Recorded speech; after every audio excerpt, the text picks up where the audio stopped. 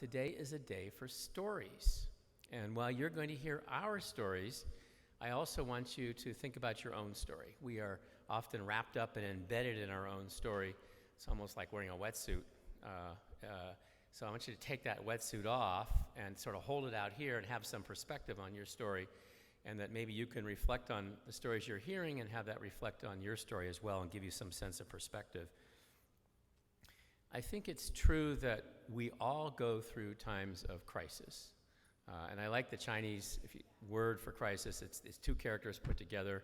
One means danger and the other means opportunity, which is really, I think, a great way to look at crisis. It's a danger, but it's also an opportunity as we go forward. So it's not a matter of it's a matter of when will this happen. It's not a matter of if we'll have a crisis. And that these are times that can make you, that can break you, that can bend you, but they're times that we all go through. And in these times, at least I have found that it challenges me to question who I am, my sense of purpose, and my values.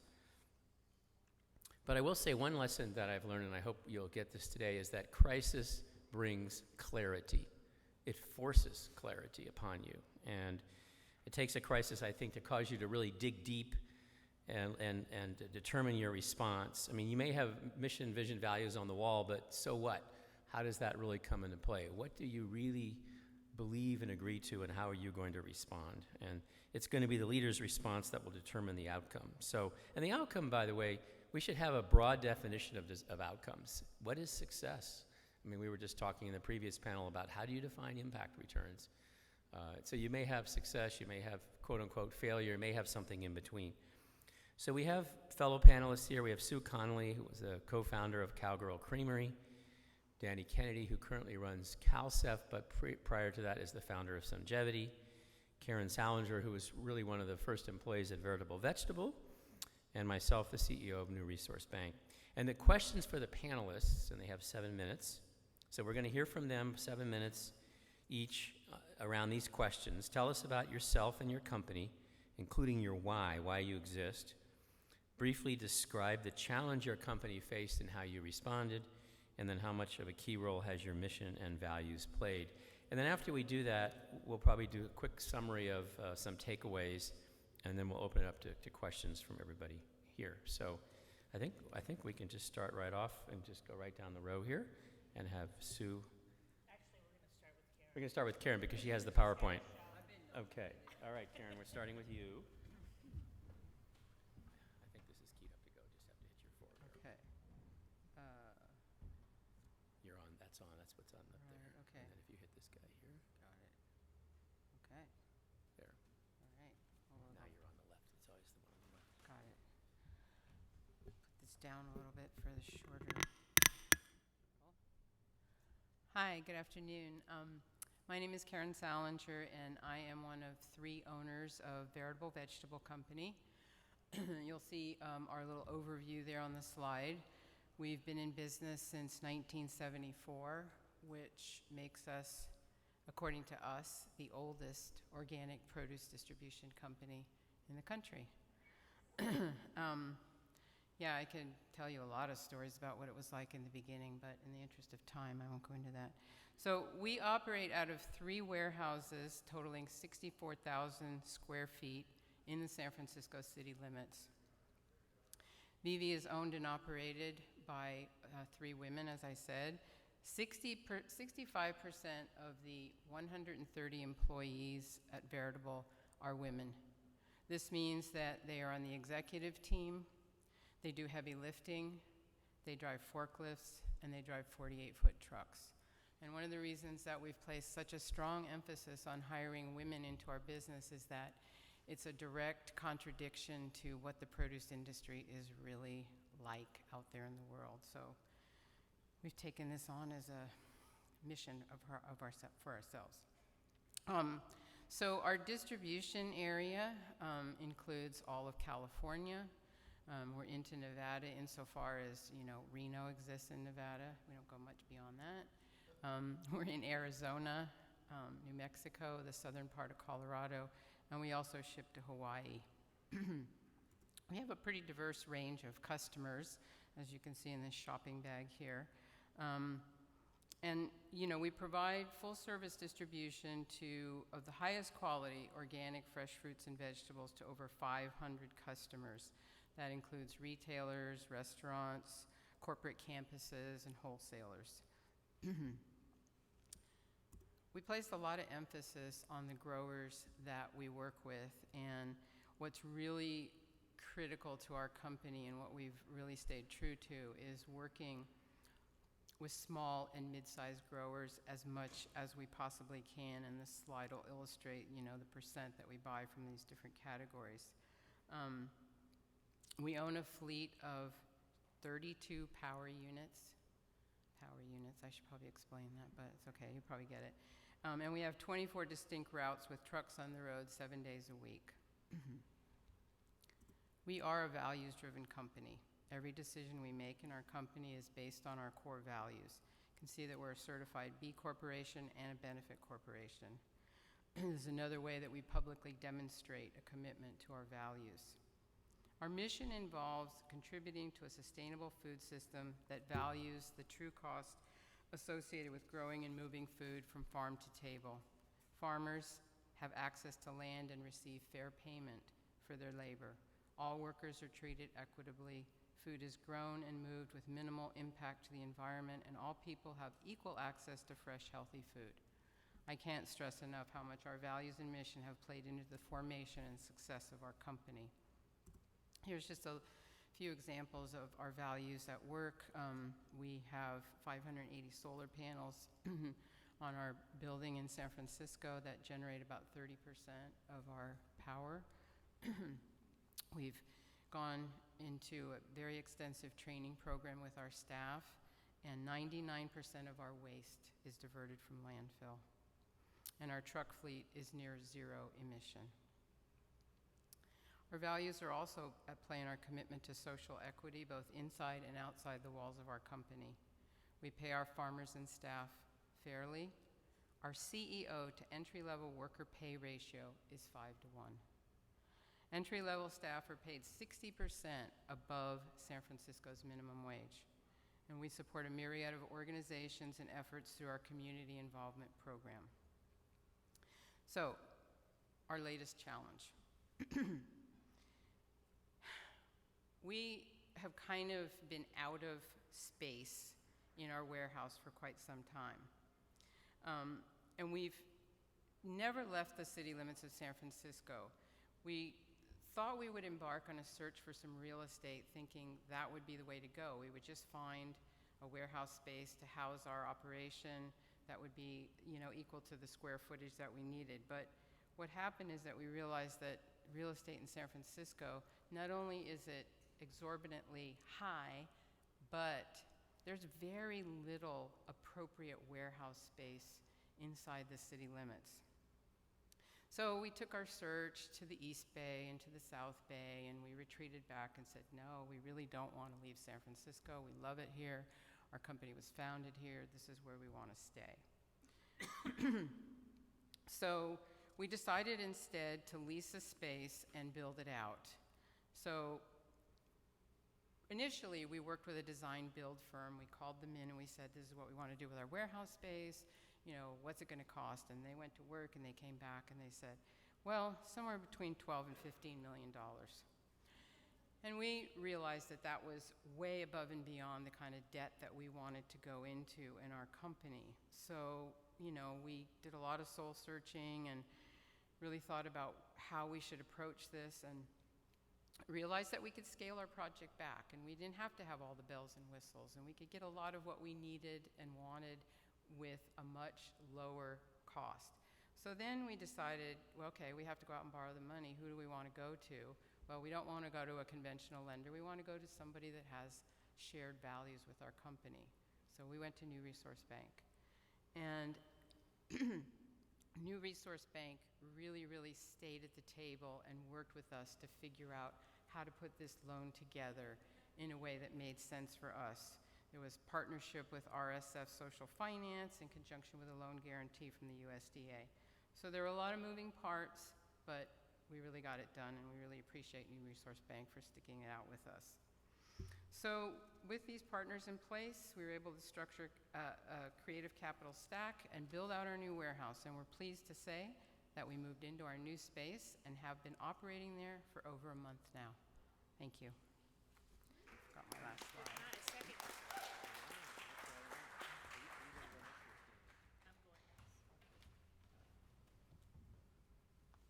Is this on? Yes. So I'm Sue from Cowgirl Creamery, and I'm going to start with our crisis situation and then move back to our history. And it's actually very similar to Veritable Vegetable in that we needed to find a new space because our old space is too small, and very expensive condominiums went in across the street, and they didn't really appreciate our trucks and our late night workers and, you know, all the things that go along with America working. So we needed to borrow $6 million is what we figured.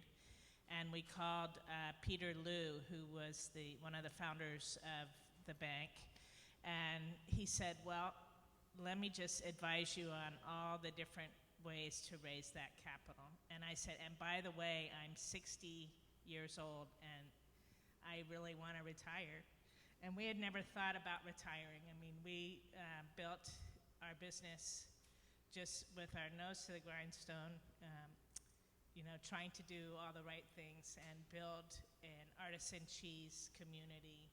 And we never really thought about selling it or retiring. We just, you know, we were worker bees.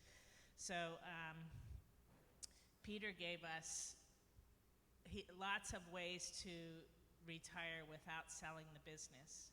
In the end, selling the business was our best option because we found the right buyer, Emmy from Switzerland, and it's a large company that's owned by, most of the shareholders are dairy farmers, and the board is half dairy farmers.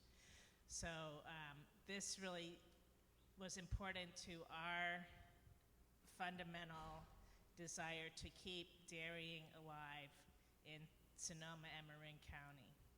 So now I'll go back to how we started, and it was because of an introduction to the Strauss family, which you might know from their organic products, and this is the first certified organic dairy west of the Mississippi. They work very closely with Veritable and always have. And I had a restaurant called Betty's Ocean View Diner in Berkeley, and I was living in Point Reyes. I met Mrs. Strauss, Albert's mom, Ellen, and she had just started this organization called Marin Agricultural Land Trust.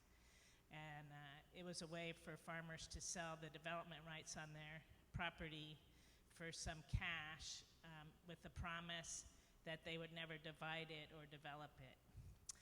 So her son Albert was one of her first farmers that she supported with this effort. And she said, but Sue, she was from the Netherlands, Sue, this will never work unless the people are making some money on the farm. So, you know, they were all going broke out there selling to commodity market. Organic farming was a perfect solution. You know, Albert could get 30% more for his milk. So this was a way to keep that farm going. And his idea was to encourage as many other farmers in the area to certify organic, and then he would bottle the milk and distribute it. So I went to work with Albert for a couple of years to help him get the milk into the market. I was their marketing person because I knew more people in the restaurant and retail business than they did. I didn't know very much about marketing, but I knew how to work hard and to knock on doors. So I helped them, and then I just kept hearing what Ellen had said about making higher value products on this very expensive farmland. And so I got my friend Peggy, who was chef at Chez Panisse in Berkeley, to come over and help me start a little marketing center, and we would call it Tamales Bay Foods. And we bring all the cheeses in from around the area and other farm products, so that the visitors to the Point Reyes National Seashore could really taste why agriculture was important. So we struggled. We had a few crises in the early years that could have taken us right off the cliff. A lot of them had to do with financing and, financing growth. We opened a store in the city on California Street, 400 square feet, so that chefs could come taste cheese. We had an idea that if we could just give them tastes of these unusual cheeses, that it would really take off. Then we were offered space in the Ferry Building. So we moved into the Ferry Building, and that really put us on the map. We have international and national visitors there that are really key. 1 minute and 14 seconds left. So in conclusion, I'm just going to say that we are keeping with our mission of making great cheese and encouraging others to make it by offering this marketing and distribution network that we are part of. Today, there are 30 cheesemakers in our region, and 80% of the dairies are certified organic. So we feel like, the mission will continue with this infusion of capital from our mother company, Emmy, and Peg and I are going to keep running the place for as long as we want, until we feel it's secure to pass on to the next generation. How's that? That's all great. right. Thank you. Yeah.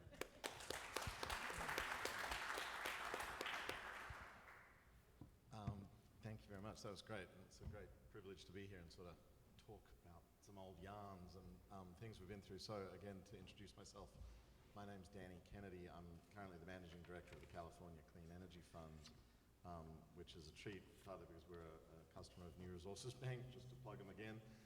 Also because Peter Liu, who was mentioned, actually works for us. He's meant to be advising energy companies, but I'm happy he's helping dairying companies on the side. He's part of our team with something called Clean Energy Advantage Partners. But I'm here to tell you war stories from my life as a solar entrepreneur at Sungevity, which I left just about a year ago now. So it's kind of fun. Vince asked me to have some reflections prepared, and I do. I'll just say what Sungevity is and our mission and values sort of thing, and then put you through some of the twists and turns we've been on, what I call the solar coaster. Because I think it might be a little bit different. I mean, all entrepreneurial journeys are hard and struggles of their own kind. I believe the energy transition we're going through, and there's many great panels here this week at SOCAP about the energy transition, it's a particularly fraught one because we're up against very powerful incumbencies. There are lots of vested interests that make money from doing energy the bad way. And so the insurgents like Sungevity and the solar industry and the wind industry and the battery business are crushed under the foot of large 100-year-old well-capitalized competitors frequently. And so it's made for some pretty tough turns in that journey. Not to say that to diminish anyone else's passage, but it just means that solar entrepreneurs, I think, go through dog years. Like, I've only been building businesses for 10 years. I think I feel like I'm 150 because of the number of passages we've been through. Probably you do too. But we started at Sungevity with a view to building a new approach to selling solar. We came here to California to do it in the backyard of Martha Belcher, who's sitting here right now and was the real co-founder of Sungevity, giving us a shack in her garden to start a company that is now, well, when I left a year ago, it was number 3 in the residential market in the US. It was number 1 in the Netherlands. Right now, we're about to go public, so I can't say much about its current business because of that. We've just opened in Belgium with Engie, the world's largest utility, as a partner. Our sort of strategy, to say something about how Sungevity goes to market, is to partner with big channels to bring us customers, and small installers, local partners to do the installation and service business that is solar electricity. And we sit in the middle of that and bring it all together with procurement, finance, and the customer service piece as a sort of platform strategy, with markets now across the globe, really. And it's gone very well. It's been a rocket ship, probably a little bit different in terms of the journey and the crises we've faced. We chose to do it with venture funding, for better or for worse. We didn't bootstrap nothing. We started with $2 million on the back of a crazy idea in a back shack in a garden in Berkeley, and we have raised tens of millions of dollars more of venture and private equity. I think most of the crises I think of as a result are from dealings with venture capitalists and financiers. And it's not to disparage any VCs in the room, but they're hard bastards, and I think they try to keep you in a sense of crisis throughout your journey as an entrepreneur so that they can take advantage of you. I think it's actually a stratagem, and it makes sense.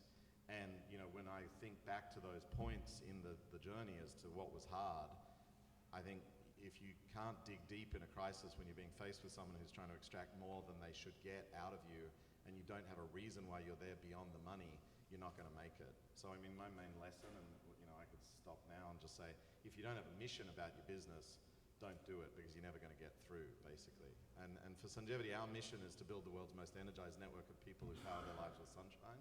Pretty simple statement. But our values are that the customer comes first, that the team comes next, and thinking about the whole company and the organization and the culture of the place, and then you're third, and you need to self-manage for what we call the long haul. Because like I said, an energy transition is a long haul. This is going to take a lot of work and many more decades yet till Sungevity and all the other solar companies are ascendant and dominant in the space.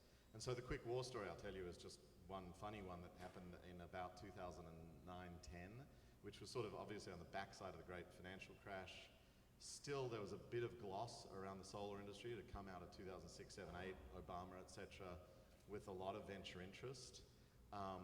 And we were made an offer by a multinational conglomerate that I won't name, but for a ridiculous amount of money at the time. We were a small little company, mostly selling in the East Bay, with a cool strategy and a software platform that made sense.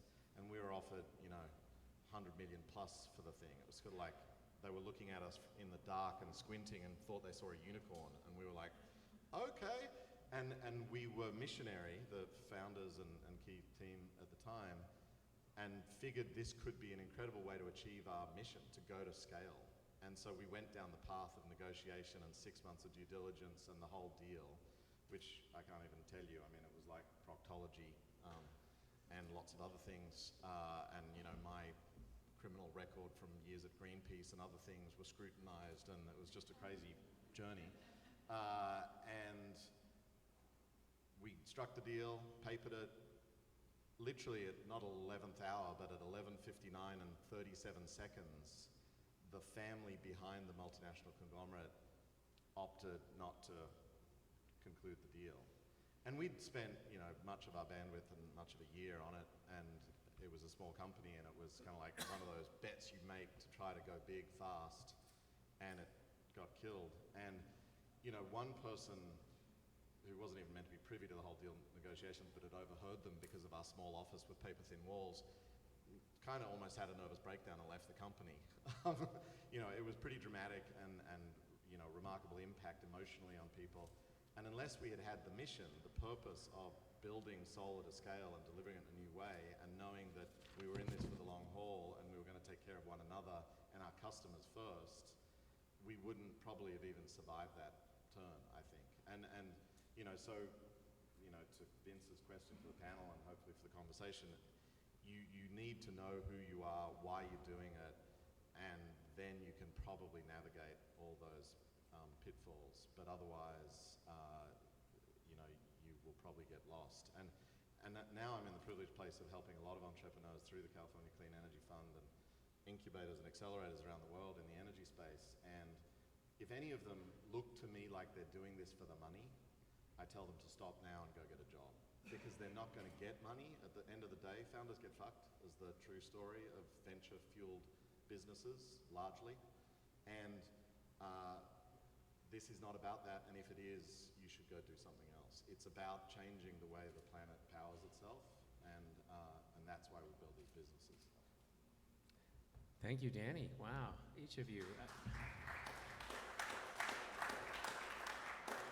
I have experiences with each of you, but Karen, I'm just reflecting on the first time I visited your company. I think we were in a little bit of a rocky patch between us and Veritable Vegetable, and I went over there and I walked into this conference room and there were 10 women around the table, and this was the leadership team. And I thought, oh my, this is a special place. We've come a long way since then. So New Resource Bank, our why, our belief is that money in banking can be used to do good in the world, that we can bring well-being to people and the planet through finance, through money in banking. And the how about that is that, well, we take other people's money and we lend it to businesses and nonprofits that are managing for a triple bottom line, not only financial, but also social and environmental impact. But that's all very nice to say, but that wasn't how it started. The bank started, grew very rapidly, hit a very difficult period in the financial crisis at the end of 2008. I was recruited to come up as CEO, and on the very first day of my job, I had to sign an order from the FDIC. It's called a cease and desist order, which means shape up or you're dead. And that was what I had to sign on that very first day of work. Now, I knew that was coming, but still it was sobering. I kind of hoped somebody else would have signed it the day before, but no, it was waiting there for me. And so really it was kind of a restart, and what I worked on was the idea of I called 4 M's, mission, message, methods, and metrics. Really, what was our mission? What were we all about?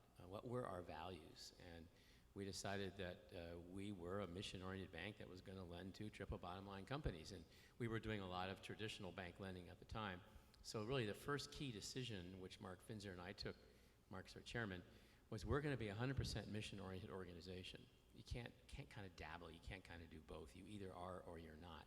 That may seem obvious in retrospect, but that had the effect of really aligning everybody and everything we did and putting it through a mission filter. Messaging had to do with the marketing strategy and how we communicate about ourselves. Methods was, well, who are we going to lend to? What kind of clients work? What kind of clients don't work? We once lent to a fast food franchise, national franchise, and I remember when it got to the board, it was a big loan, it got to the board for approval, and they started asking questions like, well, it's a fast food franchise, right? Yeah, but they're putting solar on the roof and recycling and all kinds of cool stuff. And yeah, but are they going to change their menu? Well, no, it's a national franchise. Well, isn't this just lipstick on a pig? That was the question from the board. So that became sort of a signature event about who do we lend to? And then metrics, how do we really measure our success? I mean, so as a bank, we need a firm foundation. We need to be a resilient bank, a strong bank, because with no margin, no mission. But then when we go beyond that, what are the outcomes? What are the impacts? How do we translate that? How do we share that with our investor group? So it's been a journey going through all those things, and I think what's important is what we're not doing. We're not running the bank just to maximize financial results. We're not looking for an exit strategy. I must have said to our shareholders many, many times that we are here to stay. We're here to last. Many banks are built for sale, and we're not built for sale.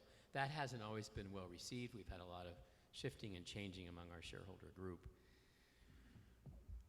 So I guess that would be some of the things that we've been through at our bank. And maybe what we should just do now, before I sort of summarize some stuff, is just have questions. Anybody from the floor? I think there are a couple mics out there. Do you have any questions for our panel up here about some of the stories you've heard or other aspects of running a mission-based company? Is that a hand back there? No?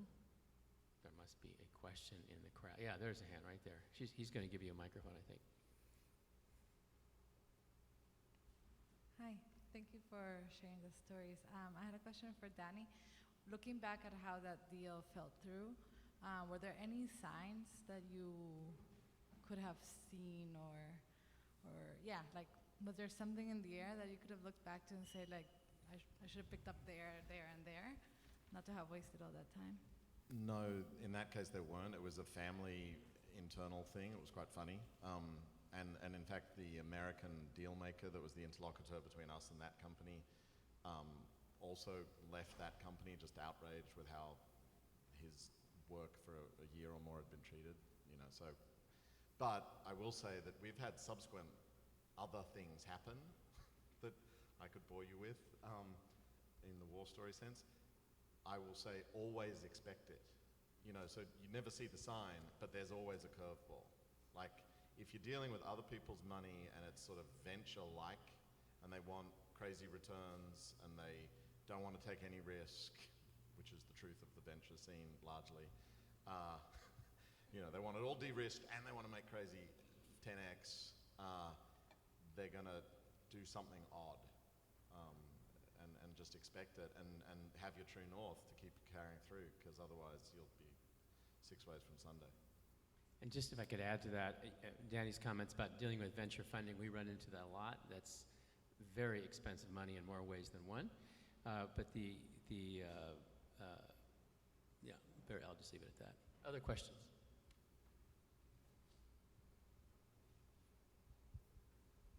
Hello, thank you. Questions for Sue.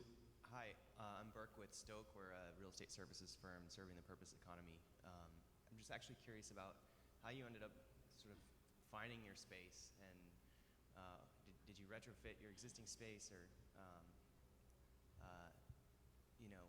sorry, I apologize. The physical space? This is for Karen. I meant for Karen. Sorry. Oh, okay. Sorry, I got you guys confused.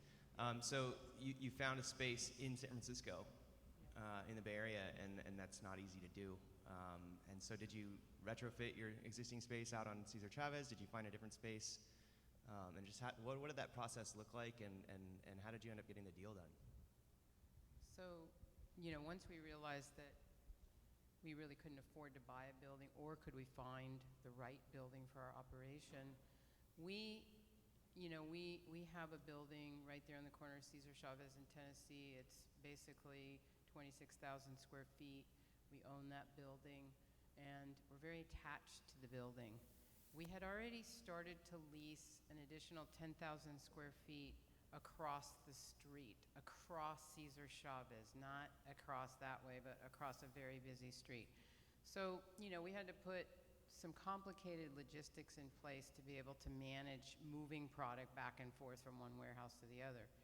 Well, right kind of at the conclusion of our exhaustive search of trying to find real estate in San Francisco, the landlord who we're leasing the 10,000 square feet from came to us and said, I'm going to move my business out of this 20,000 square feet. Are you interested in this space?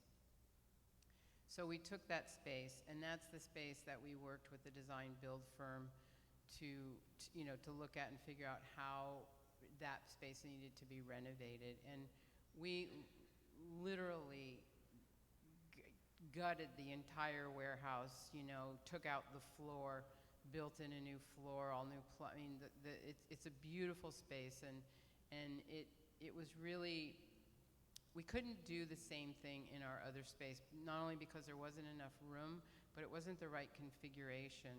Because one of the things we accomplished with the new space was just far greater efficiency in how we run our operation, and that also adds a lot of safety for our staff.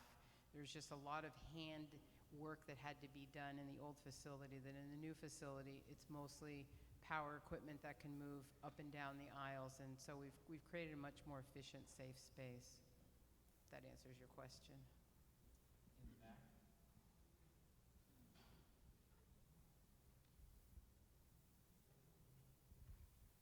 Can you share any advice or lessons learned around building the next generation of leadership or building your bench in a mission-driven business? Yeah, we're really working on that at Cowgirl Creamery, and we have been for a long time. So Peggy runs the manufacturing and warehousing division, and I run the retail and marketing. So each of us is nurturing, the next generation, which is coming from within. That's our preferred way of finding people. Though when we do retire, which is, probably in the next 5 years or so, I think we will need a CEO, financial kind of person to keep it all together. A thought from me for someone, if you're building a business now, just to check, are we all B Corps? Are you B? So Cowgirl's not, and NRB. So Sungevity is one of the founding B Corps, which certainly NRB was, and you guys, so we went through the journey of building this designation for benefit corporations and so forth with them. And at times I haven't known what it was, really about, other than the audit and keeping true to ourselves kind of thing. But I think one thing is it's an amazing talent recruiter. I think, we just got another Best of the World award, I think, for Sungevity from the B Lab. And I know that we have hundreds of staff over in Oakland, we have hundreds in Kansas City. People seek us out to work in a very competitive space. Like solar's a growth industry, it's hot, all that, a lot of talent looking at it. And we get great people who care and care enough to seek out the ones. So I guess my answer to your question is, maybe one trick to recruit young, committed people is to wear your heart on your sleeve, whether that's going and getting the B stamp of approval or some other way to speak your mission objectively. It helps you in recruiting and keeping people too, because in these crises, some of the ones I didn't tell you about were the time we nearly didn't make payroll with 1,200 people, and the times when the managers knew that and could have left for the job down the road that could have paid them just as well, wasn't as insecure at the time. But that all passed, and part of why people stuck with us, I believe, is because we're committed and they know it through that badge. So it's a real value of that. Yeah, I'll add to that. Hiring for mission, that's been a real challenge for us. It was hard to find mission-oriented people that were also bankers. We could find one, we could find the other, but it was very hard to bring those two together. And it's, if you don't have the heart and the passion for the mission, you can't train that into somebody. So that has been a challenge for us. And working with Stephanie Mead, who's in our office right there in the second row, we came up with this idea of right people in the right seats, which is a slogan, a statement from Jim Collins in Good to Great. But for us, right people means they get and want the mission. And if they don't get and want the mission, then that right there rules them out for any further consideration. And now, because of the millennial generation coming forward, many people have graduated, many people have had 5 years in a miserable big bank, and they want to go do something that's more purposeful. So we are now seeing a flow of people. But that is critical. Otherwise, you have a bunch of people running around your organization that don't share your outlook on life, and they're there for other reasons.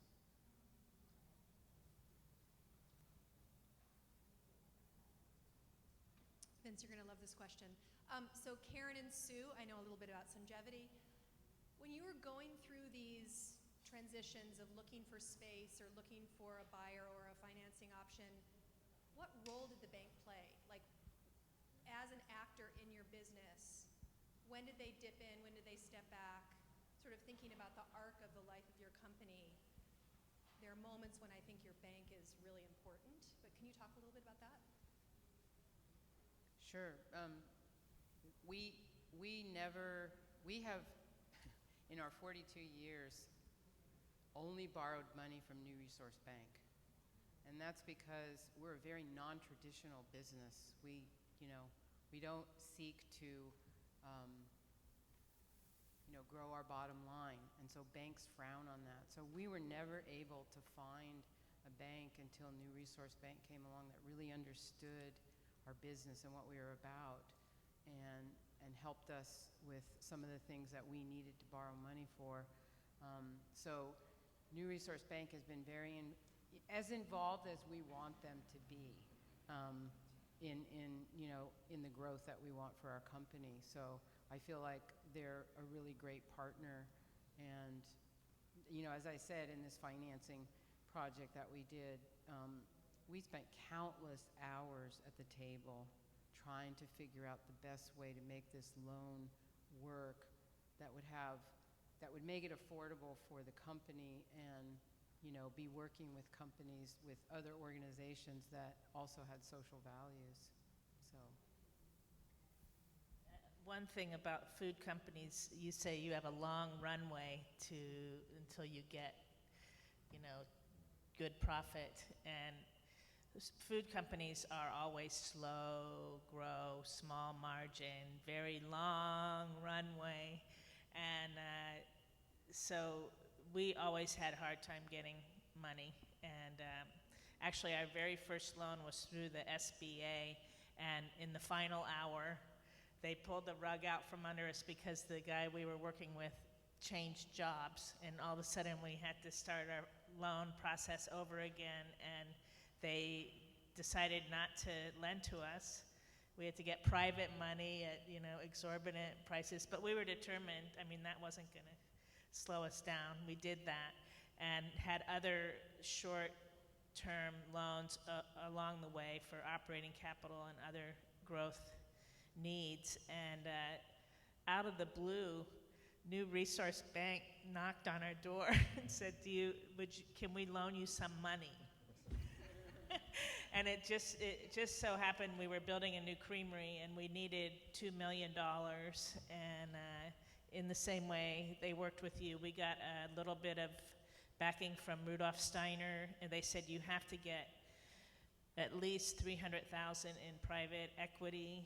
And so we, you know, scuttled about and found that money, and then they gave us a loan for our new creamery, and it was the year of the Great Recession that we opened. It was like maybe that day that the stock market crashed.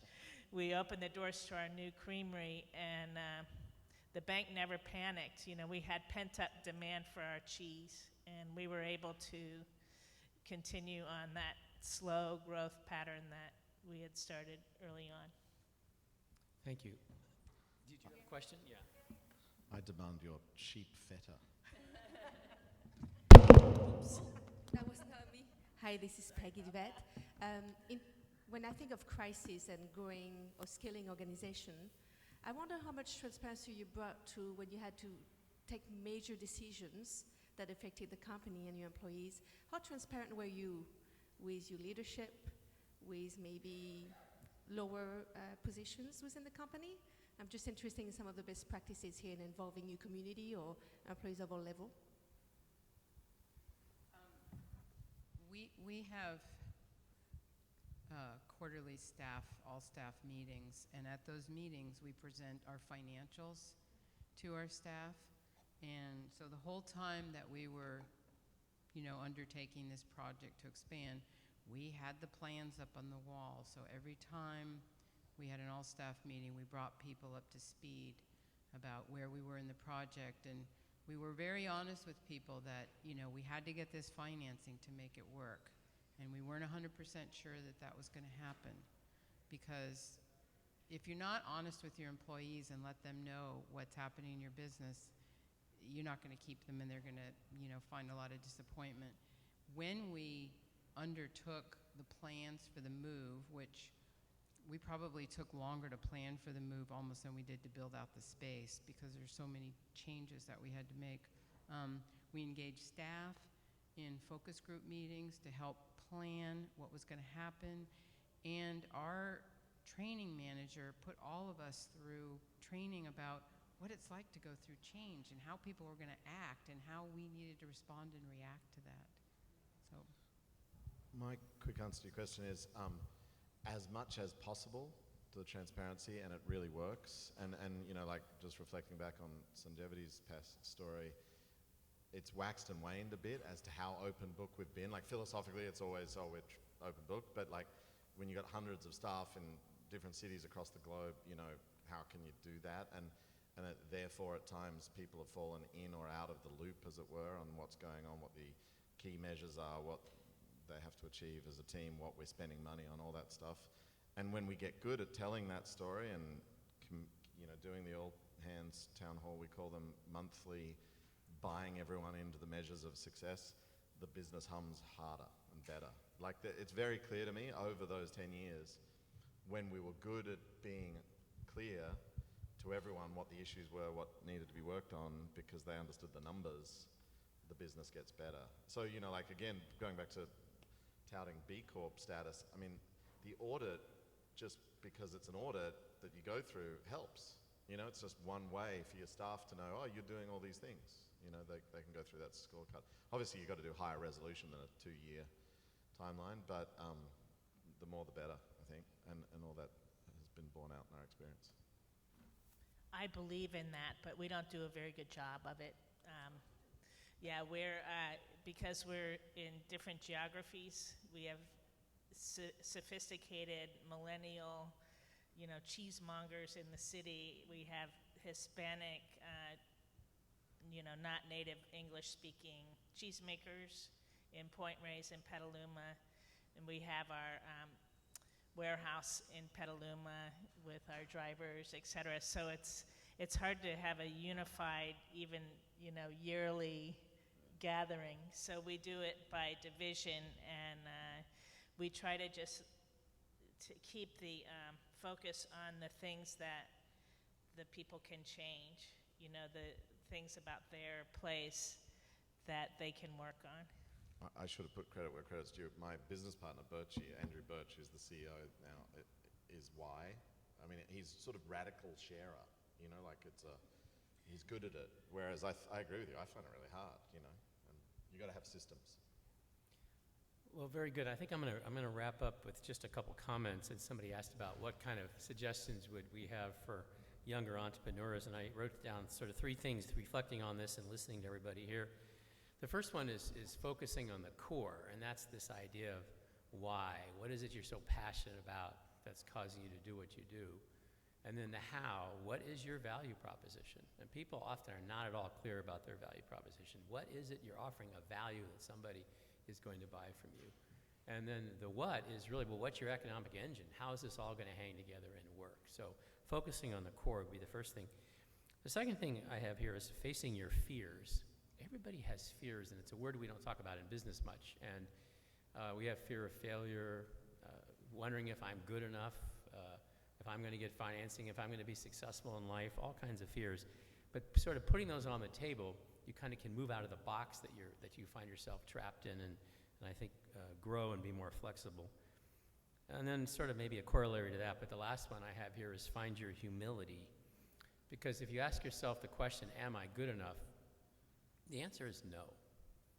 No one is good enough. And you really do need the team. You really do need your colleagues. I remember about 4 years into New Resource Bank, we had gotten through our tough time. The regulators were leaving us alone. We had become profitable. And we did an employee opinion survey. And the survey was pretty good, except for one area. And that one area was the CEO. We have all these questions about strategy, about how he spends his time, about various projects that we're undertaking and why are we doing them. And I was kind of blown away. I thought, gosh, we just came through this tough period. Why would they have all these questions? So that was an example to, I'm not a master of the universe, and there really is the encouragement there to find your humility and to learn from experiences like that. So thank you, panel. Thank you, everyone. Thank you, audience. We'll be hanging around in the back, I guess, because there'll be another group coming up shortly.